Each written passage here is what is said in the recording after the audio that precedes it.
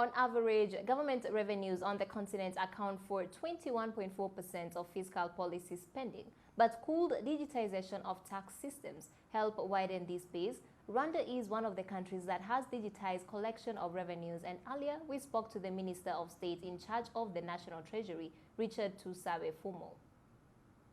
I think we just need to go back and understand why do people pay taxes? People pay taxes because they need to see themselves as part of the bigger machine, the bigger business of paying those taxes. Where do these taxes go? If you try to look at what we've done as Rwanda over the years, I think our philosophy has been purely inclusive growth. If the GDP has grown by 8%, you will see a sense of replication across the country. The growth that you see in Kigali, you see it in Rusizi, you see it in Rubavu, and that gives confidence to the citizens. And even when you look at the RGB survey on citizen acceptance of the leadership, it is in the north of 95% plus. So the social cohesion that we've built with the citizens is a very big lever to speak to the tax cause. So people know they are paying taxes, and these taxes are coming back to support their development. And they see it every day from all walks of life. So I think for me, what has really encouraged the growth of taxes, of course, leveraging on the investment landscape that I did talk about, is that the citizens' buy-in of understanding where their money goes has been very instrumental. And I try to share with you a little bit of, we keep on getting surprises. Is that like this year? What is the surprise? Like the surprise this year, I think, has been mainly still talking about taxes. You would have expected that with COVID-19, the tax numbers would disappear. But people really try to pay what was due to the government. As we speak, I think the number that we're running for this year's budget, I think we are slightly above what we projected to get. So who do you get in this world to say, I owe you this and I have to pay you, and he pays? So I think for me, the tax success story in Rwanda, yes, we've tried to create an enabling environment, but for me, I think the social contract between the citizens and the government speaks more to the tax journey than any other thing. Talking about that enabling environment, one key factor that analysts, experts, or people on TV like us tend to put our light on is the digitization policy of that. How much should we give credit to digitization in terms of increasing the payment of taxes and improvement of the revenue from the taxes? I think, I don't know how you want to measure that, but I think digitization has been a very key enabler in the tax, not only, even other aspects of our lives as a country, but when you get to tax, I think it has played a very, very big role. And I tried maybe to touch a little bit on, if you look at, for example, the customer journey, and you can pick on any tax head that you want to pay, right from customs duties to income tax to property tax. A client used to move, I think, for almost a month, trying to comply with what is due. To the extent that some of people were paying even more to come and pay you than what they are going to pay you. So over time with ICT and digitization, I think now we've been able to, you can declare your taxes in your office, you can pay your taxes in your office. So there are no queues in the revenue authority, there are no queues in the banks, and that gives the customer no excuse really to comply. But more important, it gives him a chance to go and focus on productive aspects of his business. Go and work. If, for example, if you save 20 days a taxpayer, that's quite huge. Number two, when you look, for example, at audits, I remember some of the audits used to take more than 8-9 months. So you can imagine as a taxpayer, if the tax auditors are in your premises for 9 months, you lose focus completely on your business. So by this time around with digitization, you get information in real time. And we have what I think is called a compliance team that is able to see in real time anything that, from a risk engine perspective, you get the outliers and say, why is this invoice not coming through? Can you tell me a story about this? Other than waiting for me to come and audit you after 2 years. So I'm saving you time, you're responding in your time, but also more importantly, I'm saving you also interest and penalty. Because if I come in year 3 to audit you, the penalties and interest will be so huge.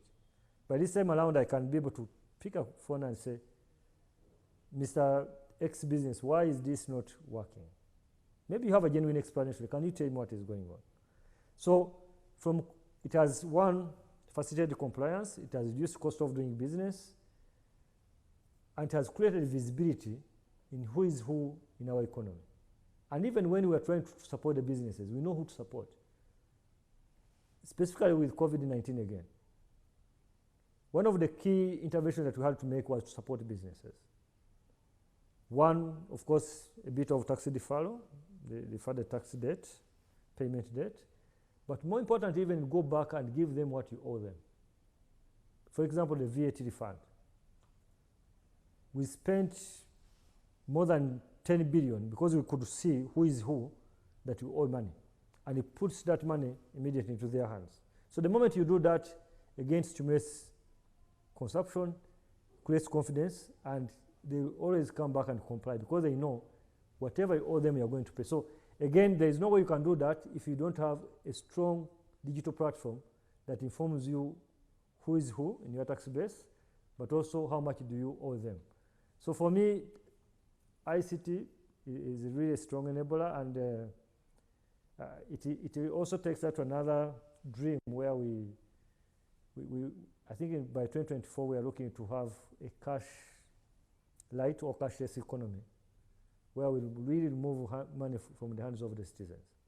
And that will be another milestone that we are looking forward to. When you talk about all these, they require one public buy-in, which you mentioned, but how do you get, especially when for a country whose private sector is still in its infancy, if one would say, get the private sector and the public, to have some form of PPP partnerships, right, to buy into this form of not only compliance, but also trust. How do you get there? Well, I think again it goes back to our investment philosophy and the policy that we have in place. If you look at all our policies going forward, the NST1, Vision 2050, it's purely private sector-led growth. So we are getting into a phase where private sector, yes, I'm not saying they've not been playing a very transformational role, but this time around, as we are advancing into our development journey, the role of private sector has to be extremely key. The good news is that the private sector that we're talking about is a very dynamic private sector. You have the domestic actors who have been with us for so many years, but we are bringing more investors into our country, and those investors come with totally different game plan, and they transform the economy in real time. They create competition for the existing ones. They demand more from the government in terms of what they've seen elsewhere, because some of them come from more mature and advanced markets. So I think for us, we are sitting at a very good opportune time to say, okay, what do you want as a private sector? And what is in it for the citizens? Because at the end of the day, what we want is growth that's going to come back and impact on these people. If you can tell us that you're bringing a business that's going to employ 2,000 people, who wouldn't listen to that? So they know what they do better than us, and our role is mainly to listen and develop policies that actually speak to their areas of concern. So we shall continuously be a strong partner with our private sector, challenge them, because also we have ambitions. If you look at our national strategy for transformation, it's quite ambitious. So we are saying these are the opportunities. Come and tap into these opportunities and take us to this journey. But the good news is that you are not taking us there alone. We are walking there with you, and we shall handle all the challenges that we are facing. And again, talking about COVID-19, you can see that the intervention that we are making on the business side, it is a strong message as a partner. We are not saying you are going to really think by yourself. We're in this together. If there are difficulties, we're going to face them together and see how we can recover faster. Minister, just before we let you go, there has been what we call flattening of a conversation across the various social media channels, and it has picked up quite a bit of debate.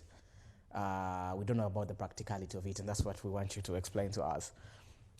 It's regarding privatization of tax collection systems. People, the few Rwandans who have been engaged in this conversation have given an array of examples from Australia to New Zealand to the United States, which leads in this privatization of tax systems, and it being able to create competition, for those, so that the government focuses on what the government focuses on. Just your personal take on this view, and if there is a possibility of it happening, privatization of tax systems. You're trying to attract the investors and more private players. Well, I think you are right. Privatization can work in some countries, but for us, we think we are not yet there.